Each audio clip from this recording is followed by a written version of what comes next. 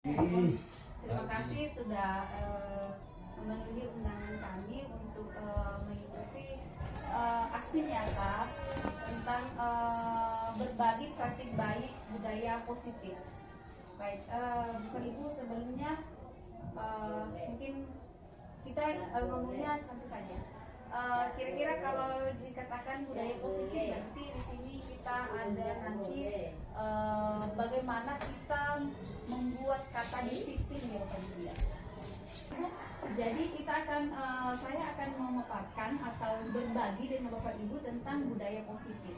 Nah, budaya positif ini terkandung nilai-nilai atau kebiasaan-kebiasaan atau keyakinan di sekolah yang berpihak pada murid. Jadi untuk kurikulum Merdeka ini kita visinya ialah kita berpihak pada murid agar dapat berkembang menjadi pribadi yang kritis, menghormat dan bertanggung jawab. Konsep inti dari budaya positif itu ada beberapa, ada 6. Yang pertama, di disiplin positif itu nanti kita akan membahas tentang nilai-nilai kebajikan. Jadi misalnya kayak dulu Bapak Ibu kita mengatakan jangan terlambat. Nah, kita ganti nilai kebajikan menjadi kira-kira apa? Nah, nanti kita pelajari. Kemudian nanti ada motivasi, hukuman dan penghargaan, kemudian restitusi, kemudian nanti ada keyakinan kelas, kebutuhan dasar dari manusia, 5 posisi kontrol seorang guru, kemudian segitiga restitusi. Nah, ini yang saya maksudkan tadi ialah kita masuk di tahap pertama, yaitu nilai-nilai kebajikan. Kalau nilai-nilai kebajikan ini kita sudah dapatkan kemarin di profil pelajar Pancasila. Ada beriman, bertakwa kepada Tuhan Yang Maha Esa, berakhlak mulia, itu dengan elemen-elemennya ya, sub-elemennya.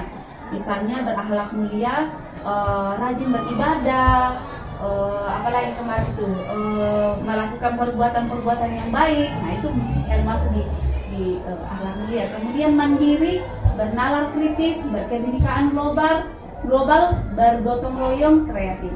Kemudian dari nilai kebajikan di IBO Primary Years Program atau PYP atau sikap murid, ada toleransi. Jadi berbeda-beda Bapak Ibu. Kalau nilai kebajikan, kalau profil pelajar Pancasila, nah yang ini dia nilai kebajikannya yang ini.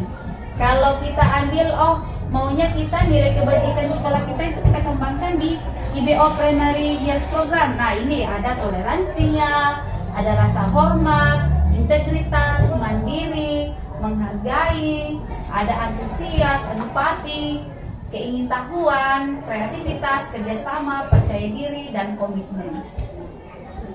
Oke, nah ini ada di profil pelajar Pancasila ada diringkas. Dia ada di bergotong royong, ini nanti ada kerjasama. Kalau gotong royong itu di profil pelajar Pancasila ada kerjasama, yang di sini dermawan, suka menolong. Nah, disatukan semua kalau di profil pelajar Pancasila. Kemudian percaya diri, kreatif, pekerja keras, kepemimpinan dan keadilan, baik dan rendah hati, toleransi, kedamaian dan kesatuan. Kemudian petunjuk seumur hidup. Nah, ini jadi ada sekolah yang menerapkan gini, menggunakan lifelong guidelines and life skills atau keterampilan hidup. Jadi itu bisa menjadi dapat percaya, lurus hati. Jadi di dalam sekolahnya menerapkan yang seperti itu. Pendengar yang aktif, tidak merendahkan orang lain, memberikan yang terbaik dari diri. Kemudian di sini, jadi ada kalau petunjuk hidup apa? Peduli, bekerja sama, keberanian, usaha, keteguhan hati, memiliki rasa humor, integritas, sumber pengetahuan, persahabatan, kenalan, keingintahuan, keluasan atau fleksibel, kesabaran, kehormatan, berinisiatif, kemudian memecahkan masalah, kemudian bertanggung jawab. Oke, Bapak Ibu, nanti kita diskusikan ini, misalnya kayak gini. Kita ini menghadapi anak-anak ini. Nah, nanti dari nilai kebajikan ini sekarang untuk ke depan mungkin untuk Bapak Ibu wali kelas, ya, Bapak Ibu wali kelas nanti lebih disarankan nanti di dalam setiap kelasnya itu Bapak Ibu ke depan buat bukan cuma Bapak Ibu wali kelas, tapi kita juga dengan guru mata pelajaran. Setiap memulai tahun ajaran atau pembelajaran baru kita membuat namanya keyakinan kelas. Nah, di keyakinan kelas itu kita buat namanya nilai kebajikan. Misalnya gini Bapak Ibu, jangan terlambat. Kira-kira nilai kebajikannya itu apa? Datang lebih awal. Ya, jawabnya. Terapkan 5S. Nah, 5S. Nah, itu juga masuk dari 5S. Kemudian tanggung jawab, rasa hormat, bijaksana. Jadi bagaimana yang membahasakan? Kita tidak membuat kata dilarang. Nanti saya ada tampilannya dilarang, tapi lebih ke kalimat positif. Jadi katanya gini, kalau kita lebih ke kalimat positif, tidak ada kata jangan. Ya, itu malah membuat anak-anak merasa tertekan. Nah, tetapi ketika kita membuat kalimat positif itu yang kita lakukan, maka anak-anak akan, oh iya, lebih bijaklah anak untuk ini. Atau misalnya milikilah tanggung jawab. Terus kita buat dalam kelas misalnya. Nah, ini yang kita diharapkan dimiliki di dalam kelas ketika kita membuat KPM. Oke. Ini saya masukkan di hukuman, konsekuensi, dan restitusi. Contohnya ya, identitas nanti kalau dia akan gagal, bagaimana kalau kita memberikan, oh ternyata itu sesuatu yang menyakitkan anak. Kemudian hukuman, kemudian konsekuensi. Misalnya sesuatu harus terjadi, ya kita silakan memberikan pemaksaan. Kemudian tidak nyaman untuk murid jika ada konsekuensi kita berikan. Kemudian murid akan dibuat tidak nyaman ya kalau kita berikan konsekuensi. Contohnya kayak gini, apa yang kamu lakukan maka konsekuensinya seperti ini. Kemudian penguatan hanya bertahan dalam jangka waktu yang pendek, memerlukan monitoring dan supervisi yang terus menerus, selalu. Kemudian membantu penerapan mengikuti peraturan dalam masyarakat. Nanti di kehidupan besarnya nanti mereka akan melakukan hal yang sama. Apa yang kamu lakukan akan menjadi konsekuensinya seperti ini. Mungkin memang sangat berbenturan di sini Bapak Ibu. Kemarin waktu kami masuk di modul ini lumayan ini, sampai di diskusi lumayan kita sangat berbenturan atau sangat bertimbal balik, karena menghadapi anak didik kita dengan kondisi seperti ini. Ternyata ternyata selama ini saya banyak memberikan hukuman, saya bukan banyak memberikan konsekuensi. Nah, nanti kita ada namanya direstitusi. Nanti saya jelaskan. Ini tergantung dari kita apakah kita siap menerima atau tidak. Ini hanya ibaratnya kita hanya berbagi. Saya hanya berbagi dengan Bapak Ibu. Restitusi itu kita merupakan sebuah pilihan. Kemudian menguatkan murid atau anak dalam jangka panjang. Kemudian dari kata korban tadi bisa mendapatkan ganti. Kemudian murid atau anak akan mendapatkan penguatan ketika diberikan restitusi. Kemudian masalah bisa terpecahkan. Kemudian murid mungkin akan belajar bertanggung jawab untuk perilakunya. Peraturannya adalah di sekolah gini, kamu harus, nah ini mungkin itu termasuk kalimat yang mungkin untuk memberikan hukuman. Kemudian kalau konsekuensi, sedangkan konsekuensi saja kita menggunakan kata apa peraturannya, mampukah kamu melakukannya? Nah, kalau kita menggunakan restitusi maka menggunakan bahasa apa yang kamu yakini. Nah ini paham tidak nanti itu kalimat dengan kata yakin. Jadi makanya mungkin di awal kita mensosialisasikan tentang keyakinan sekolah dan keyakinan kelas. Mungkin kita menggunakan lagi kata peraturan kali ya, kita membuat kata keyakinan. Jadi kalau konsekuensinya ini kita disiplin, kalau misalnya dia memberikan konsekuensi, anak-anak akan memberikan anak akan belajar peraturan. Konsekuensi contoh kayak gitu pokoknya. Misalnya mereka menumpahkan air di atas meja ya. Mereka menumpahkan air di atas meja, maka kita biasa langsung begini, kamu tidak hati-hati, matamu ditaruh di mana? Nah, jadi anak-anak nanti kalau melakukan ulang lagi, mereka akan belajar untuk menyembunyikan kesalahannya. Tetapi kalau kita berikan konsekuensi, contohnya kira-kira apa gimana? Ada yang bisa kasih tahu? Kalau misalnya mereka menumpahkan air, terus kalau kita menggunakan kata melakukan konsekuensi, kira-kira gimana? Membersihkan gitu. Oh iya, betul sekali Pak Maru. Terima kasih Pak Maru. Taruh di piring. Cakep. Iya. Jadi mereka lebih ambil tisu dan bersihkan. Nah, jadi mereka ibaratnya apa yang mereka lakukan, mereka bisa membersihkannya. Nah, itu dia akan masuk di tahap restitusi. Berikutnya dampak murid. Kalau kita berikan hukuman, murid akan marah, mengomel. Nah, ini sudah paling sering. Nah, jadi ini mungkin kita sering alami ya. Jadi akan merasa rendah diri, mengasingkan diri. Nah, ini saya sendiri biasa mengalami di anak saya sendiri. Nah, ini kalau berikan bahasa saya keras saja atau dia ternyata itu bentuk hukuman, oh ternyata dia makanya dia seperti itu, merasa bersalah. Nah, ini jadi penting Bapak Ibu untuk ke depan kita membuat namanya keyakinan kelas, kemudian membimbing kerangka acuan berpikir restitusi dari pada murid tersebut. Oke, ini saya bacakan. Ini berikutnya ini Bapak Ibu. Nah, ini saya akan fokus di sini. Namanya kebutuhan dasar manusia. Jadi ada 5 kebutuhan dasar dari manusia, yaitu bertahan untuk hidup, kemudian kasih sayang dan rasa diterima. Kita juga manusia membutuhkan kebebasan, kesenangan, dan penguasaan. Seluruh tindakan manusia memiliki tujuan yang terbentuk. Semua yang kita lakukan adalah usaha terbaik kita untuk mendapatkan apa yang kita inginkan. Ketika kita mendapatkan apa yang kita inginkan, sebetulnya saat itu kita sedang memenuhi satu atau lebih dari satu kebutuhan dasar kita, yaitu kebutuhan untuk bertahan hidup. Sekarang ini kita masuk di tahap yang ini, namanya restitusi.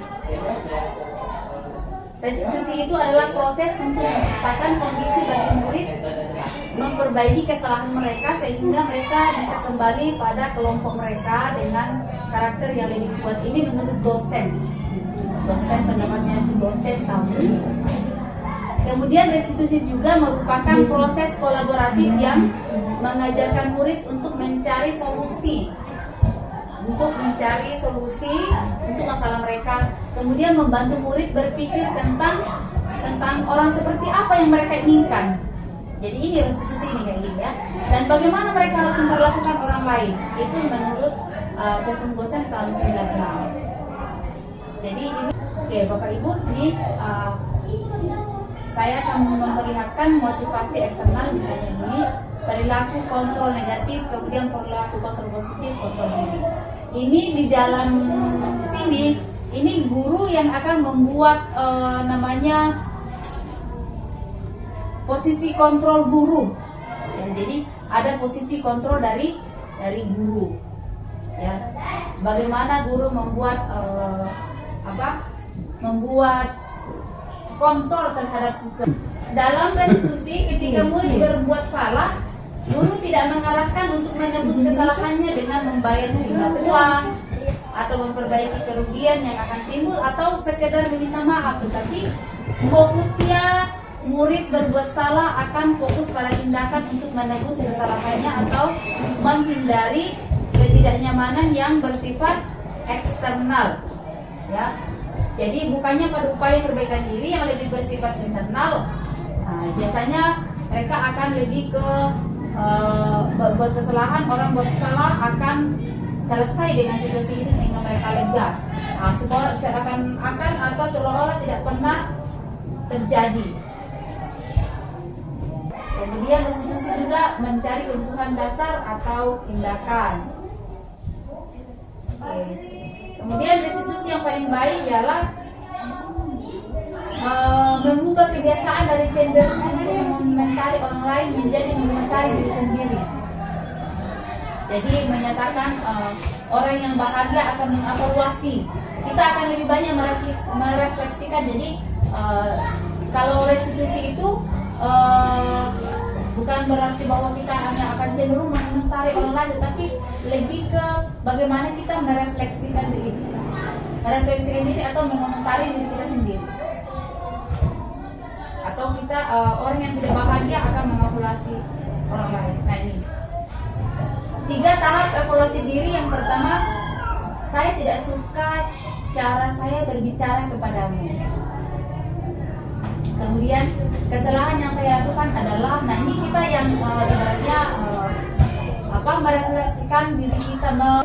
Kemudian restitusi itu memberikan penguatan. Apa maksud kalimat ini? Lebih kuat setelah kita belajar dari kesalahan. Kemudian restitusi sendiri fokus pada solusi. Kita tidak fokus pada kesalahan. Bapak Ibu tidak tertarik untuk mencari siapa yang benar, siapa yang salah. Nah, nanti kita mengatakan bahwa tetapi apa yang ingin kamu perbaiki, apa yang ingin kamu lakukan ke depannya. Jadi seperti itu Bapak Ibu ketika kita melakukan restitusi.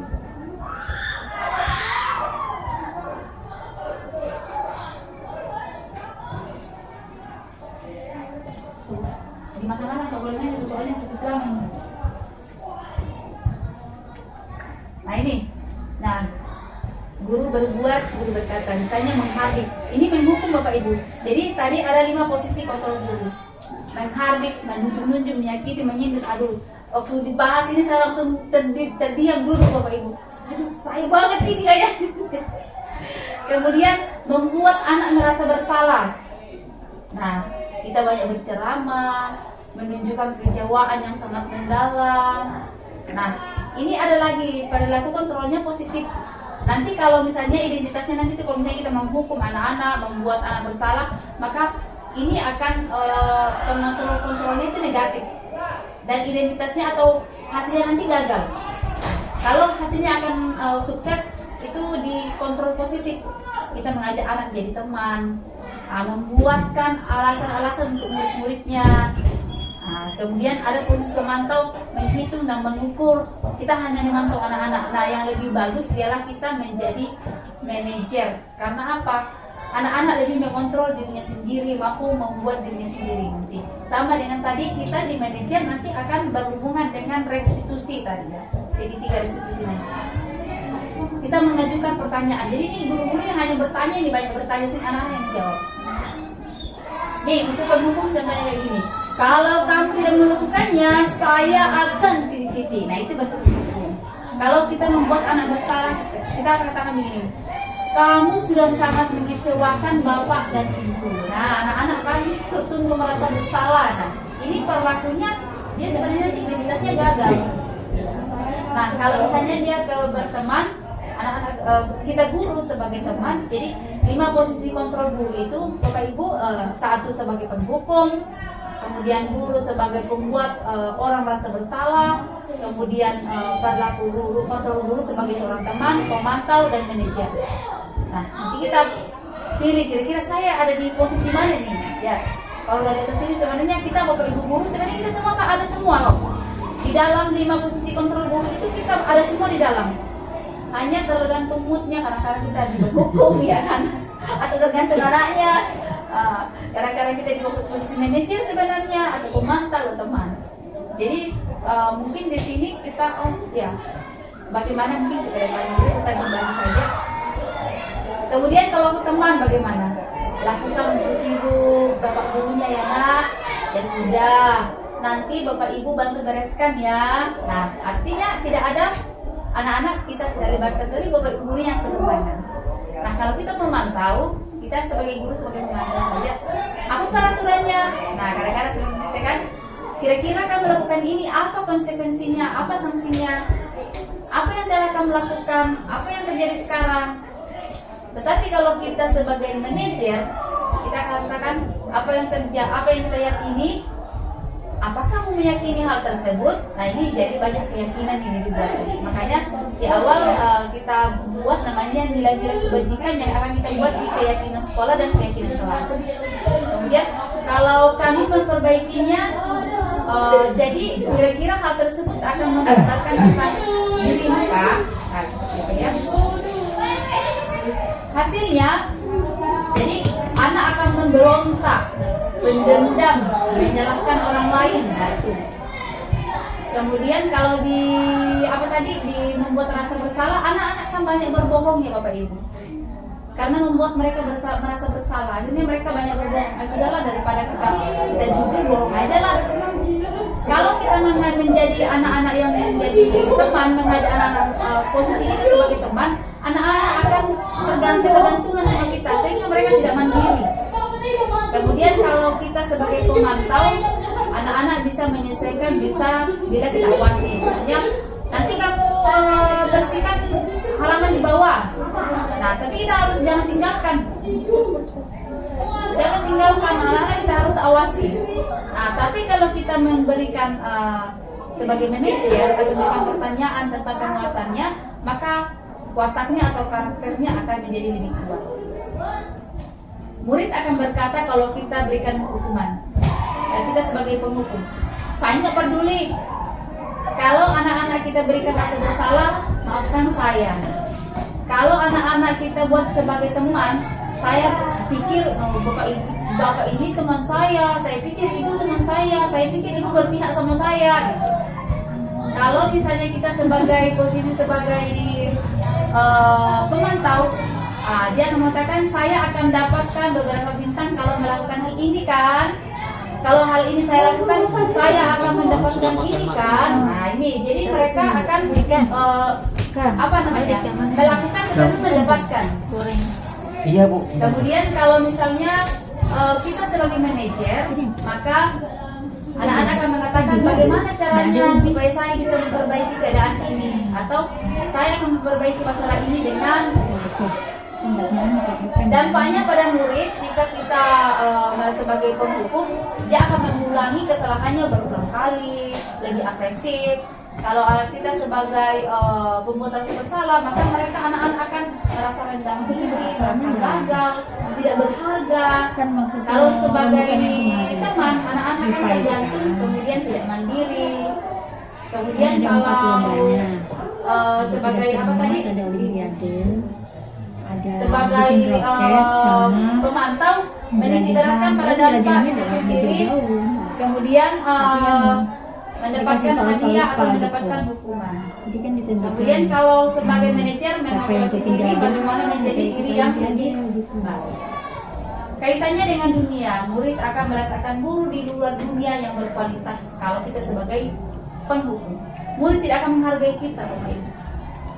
Dia akan kalau sudah lepas sampai saya selesai dari SMP, selesai di luar sana, berbuat kita ditegur. Ya kalau kita sebagai penghukum. Kemudian kalau kita sebagai pembuat rasa bersalah, murid akan meletakkan guru di dunia yang berkualitas. Mungkin dia lebih oke lah, ini guru saya, ya kan? Tapi masih negatif. Kemudian kalau kita sebagai teman, murid meletakkan guru sebagai orang penting dalam dunia yang berkualitas. Nah, ini loh guru saya nih kemarin ini guru saya nih, kayak gitu ya. Kemudian kalau kita sebagai pemantau, maka murid akan meletakkan guru peraturan di dunia berkualitas, ya. Tetapi kalau kita sebagai manajer, maka murid akan meletakkan dirinya sebagai individu yang positif di dalam dunia yang berkualitas. Artinya bukan guru yang akan dipentingkan di sini, tetapi bagaimana murid ini akan menempatkan dirinya dengan positif di dalam dunia yang berkualitas. Teori motivasi hukuman dan penghargaan institusi, yaitu yang pertama di sini masuk pasal ini untuk menghindari ketidaknyamanan atau hukuman. Yang kedua untuk mendapatkan imbalan atau penghargaan dari orang lain. Yang ketiga untuk menjadi orang yang mereka inginkan dan menghargai diri sendiri dengan nilai-nilai yang mereka percayai. Ini ada motivasi eksternal dan internal. Itu merupakan tujuan dari disiplin positif. Nah ini Bapak Ibu yang keyakinan kelas. Nah, jadi keyakinan kelas ini kita buat ya Bapak Ibu, saya mengajak Bapak Ibu untuk mungkin mulai sekarang untuk membuat keyakinan dalam kelas. Jadi kalau di kurikulum Merdeka sekarang kita lebih ke membuat keyakinan kelas. Nanti bisa dicari di di Google ya, keyakinan atau kalimat-kalimat bijak gitu dalam kelas. Misalnya contoh ya Bapak Ibu, kita masuk, oke. Kira-kira kalau pagi sebelum kita datang, kita buat keyakinan kelas ya. Apa saja, apa yang kita keyakinan kelas kita dihafal sudah anak-anak. Sebelum belajar kita harus apa? Berarti kelasnya harus bersih, apalagi berdoa dulu ya. Kemudian bersih, memberi salam kepada Pak Ibu guru, contoh-contoh seperti itu. Nah, keyakinan kelas bersifat lebih abstrak dari peraturan yang lebih rinci dan konkret. Jadi dia lebih abstrak. Keyakinan kelas berupa pernyataan-pernyataan yang universal. Nah, pernyataan keyakinan kelas senantiasa dibuat dalam bentuk yang positif. Jadi kalimatnya lebih positif Bapak Ibu. Kemudian keyakinan kelas hendaknya tidak terlalu banyak. Ya misalnya kayak kata tanggung jawab. Tanggung jawab itu sudah masuk Bapak Ibu. Bagaimana tanggung jawab? Berarti mereka merapikan kelasnya, bersiap kelasnya, bertanggung jawab. Nah, memiliki tanggung jawab. Apa keyakinan kelasmu? Tanggung jawab. Kamu sudah tanggung jawab dah hari ini. Nah itu. Kemudian keyakinan kelas sebaiknya sesuatu yang dapat diterapkan di lingkungan tersebut. Semua warga kelas hendaknya ikut berkontribusi. Nah, kalau ikut berkontribusi berarti apa? Kerjasama. Ya, jadi nanti kita melakukan ada kerjasama. Kemudian bersedia meninjau kembali keyakinan dari waktu ke waktu. Bisa kita tinjau lagi. Oh, ada yang perlu kita kurangi, ada yang perlu kita tambahkan. Nah, ini prosedur pembentukan keyakinan kelas, itu mempersilahkan warga sekolah. Oh, ini keyakinan sekolah ini. Untuk bercurah pendapat tentang peraturan, nah, mencatat masalah-masalah masukan para murid, susun keyakinan kelas sesuai dengan prosedur. Contohnya, jangan berlari di kelas. Kita buatnya kalimatnya seperti apa? Berjalanlah di koridor misalnya. Misalnya jangan masuk di kelas temanku yang lain. Kalimat positifnya seperti apa? Tetaplah di kelas masing-masing, ya. Kemudian jangan membuang sampah di sembarangan. Kalimat positifnya kayak mana? Ya, buanglah sampah di tempat di mana. Nah, itu seperti itu. Jadi kalimat jangan-jangannya ini tidak ada lagi. Jadi itu kalimat yang lebih negatif. Kita buat kalimat positif. Jadi, ya. Misalnya jangan menyontek. Iya, percaya diri. Ya, percaya diri. Ya, itu. Ya. Apalagi datanglah tepat waktu. Apa? Jangan terlambat. Berarti datang tepat waktu. Jangan ribut. Jadi jangan ribut. Hormatlah atau hargailah kelas yang lain. Pilih-pilih sikap hormat atau menghargai. Jadi mereka akan oh saya harus menghargai. Kalau misalnya jangan. Jadi mungkin seperti ini kali pendapat selama ini kita menggunakan jangan, toh dilanggar terus, ya kan? Tapi kalau kita memiliki kata berjalanlah di koridor atau jangan jalan di sekitar sini. Nanti kita arahkan silakan jalan di bagian bawah. Jadi atau berjalanlah di jalan yang di koridor atau berjalan di bahasa ya, sih bahasa ya. Mungkin itu seperti itu kalimat positif. Ya, lebih ke kalimat.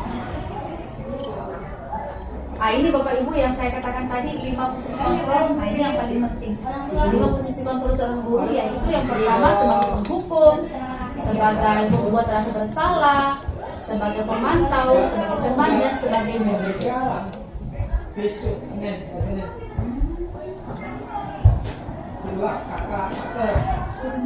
Tapi pernah dapat dulu waktu SD pernah dapat. Sudah dapat. Kalau nggak boleh dapat lagi lah kalau sudah ada. Kalau dapat SD ada yang sini.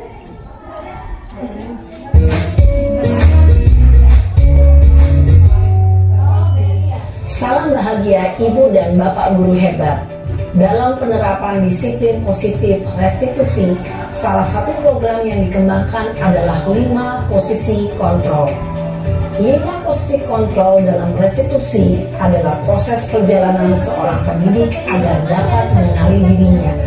Pada video kali ini, kita akan membahas tentang 5 posisi kontrol yang dikembangkan oleh Diane Gosser dan contoh penerapannya.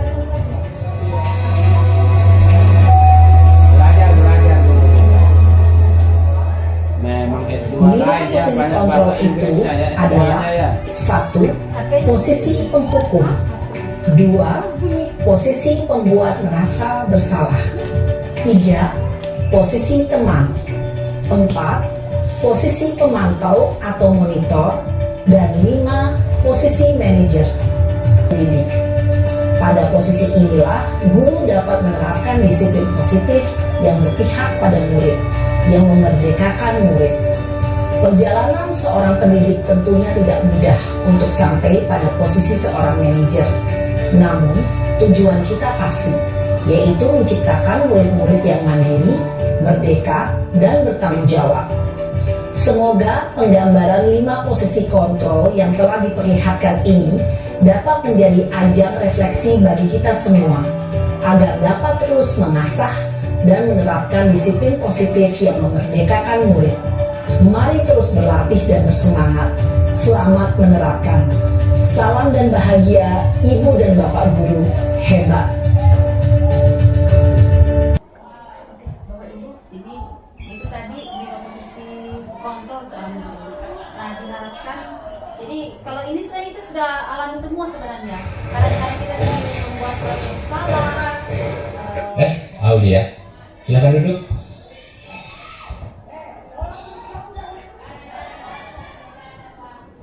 Kadang-kadang juga kita ada di posisi sebagai teman, ya, atau pemantau.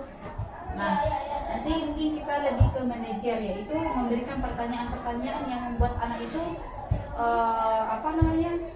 membuat diri mereka sendiri apa yang harus mereka lakukan. Misalnya mereka tidak mengerjakan tugasnya, jadi mungkin lebih mengajak anak-anak kira-kira apa yang akan mereka lakukan. Bisa Bapak Ibu, sebenarnya memang kita harus nah,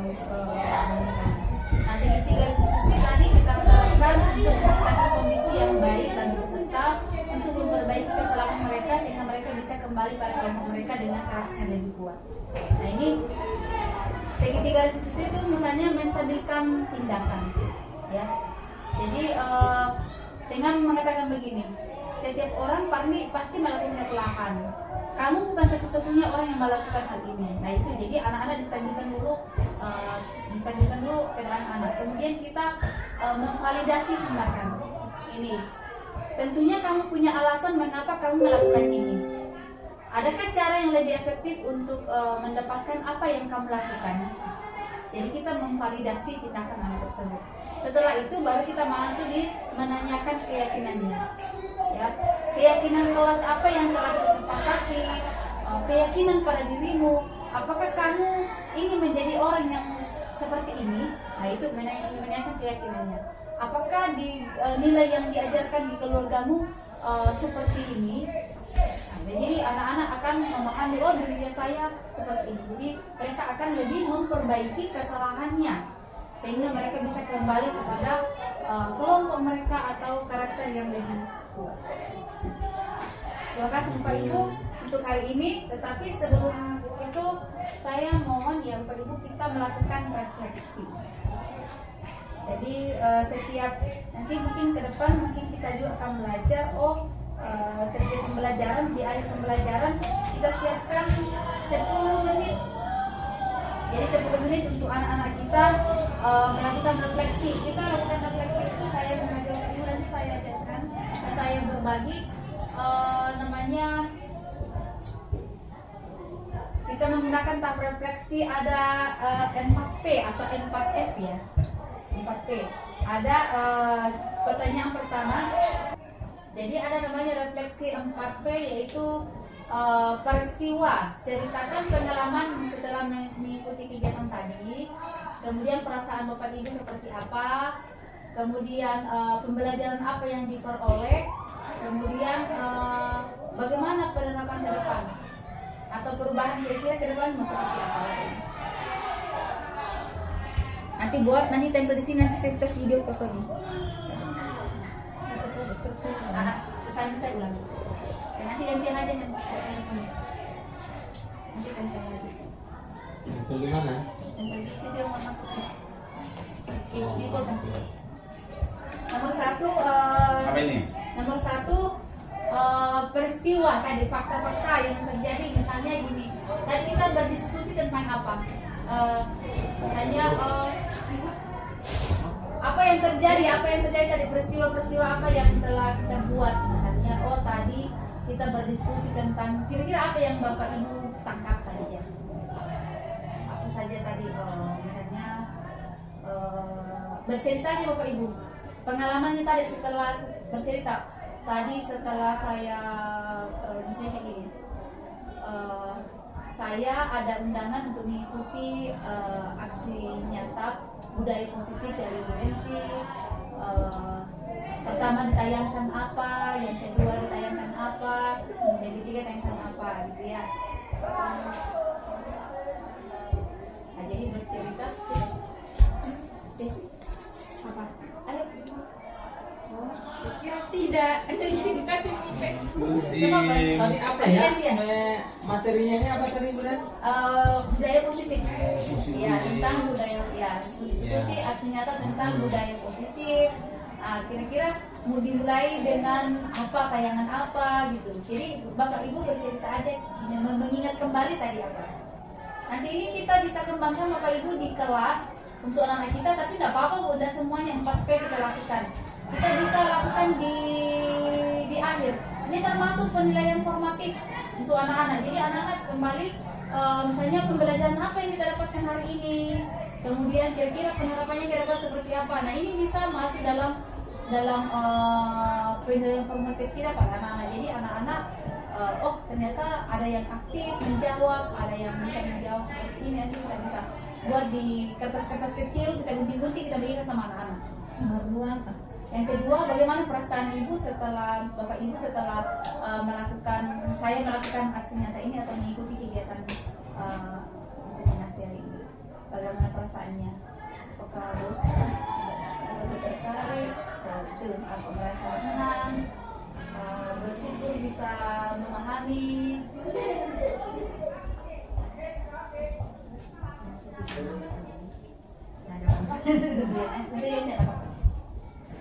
Baru berapa kan? Sebanyak. Oh harus banyak. Oke. Kemudian yang berikutnya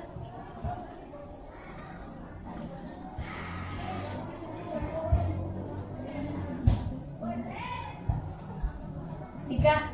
Oh ada. Ada? Bisa? Ada pulpen di situ kan? Nggak ada Bu. Oh ada.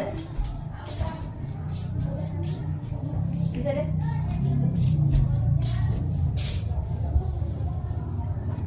Yang berikutnya empat. Yang keempat boleh kalau nggak ada kertasnya lagi pakai ini. Bisa Mbak. Pembelajaran apa yang diambil? Apa saja ya pembelajaran yang didapat hari ini? Oh mungkin Bapak pembelajarannya bagaimana posisi kontrol seorang guru. Nah,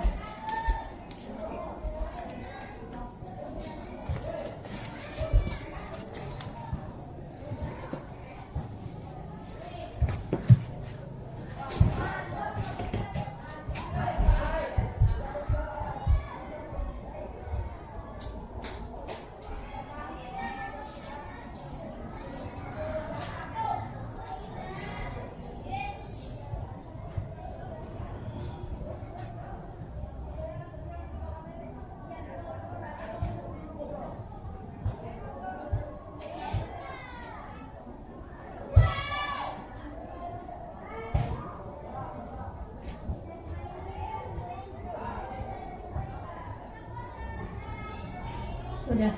Nanti terakhirnya dibawa Bu, kertas lagi kalau penuh. Apalagi yang keempat? Yang keempatnya dibawa penerapan ke depan kira-kira apa yang akan dilakukan setelahnya. Oke. Ya, penerapannya atau apa yang ingin kita terapkan sebagai pendidik di masa yang kita capai.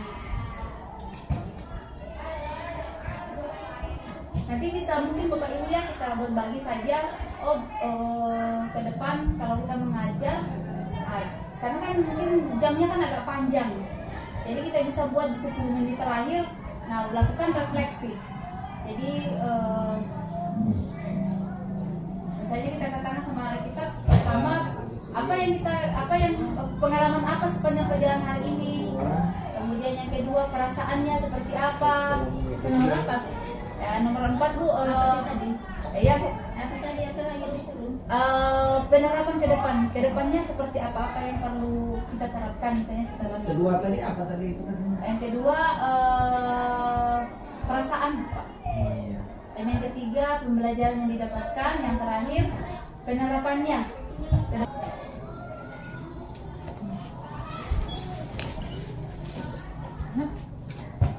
Apa? Ada lagi sini. Oke, terima kasih ya.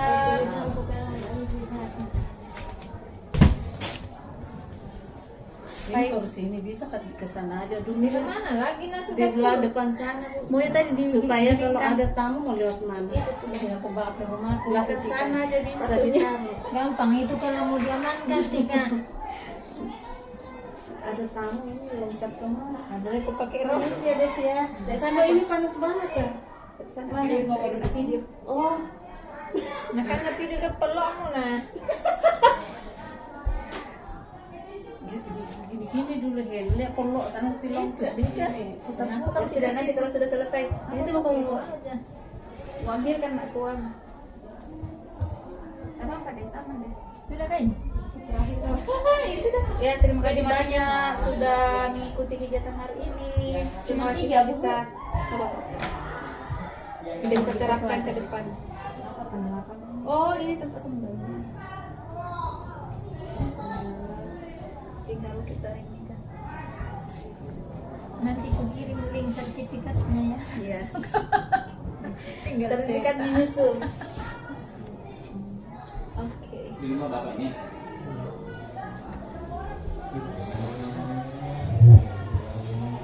Ini benar-benar di mana? Mereka sambalnya enak. Sebenarnya juga enak. Kita tahu nggak? kayaknya kan Sambal lain. Soalnya ada sambal itu rasanya Ya, tuh. aku tak juga sambalnya aja. Yang Ini kok ada manis-manisnya ya? rasain ada sambal. Ini kali yang biasa dulu kita makan Di mana itu? yang di situ dia. Oh yang di sini. Ini enak juga gorengannya. Biarpun keras dingin. Masih krep-krep. Kalau yang aku mampu tahu sambalnya. Kalau yang enak-enak itu Tika perlu dipertanyakan. Gimana tuh? Apa di dalam? Iya kan? Ya. Iya kan? Tidak semua enak itu sehat. Oh, berarti ini banyak picinnya Nah, kali itu. itu. Udah gini aja kali ya. Semua yang enak-enak Sama aja itu saya. sehat. 3 aja Bu. Tapi dia aku kalau bikin sambal enak baik cuma garam di dalam. Itu tuh. Iya, dia senang sambal. Malah yang belum ini. Thank you for today.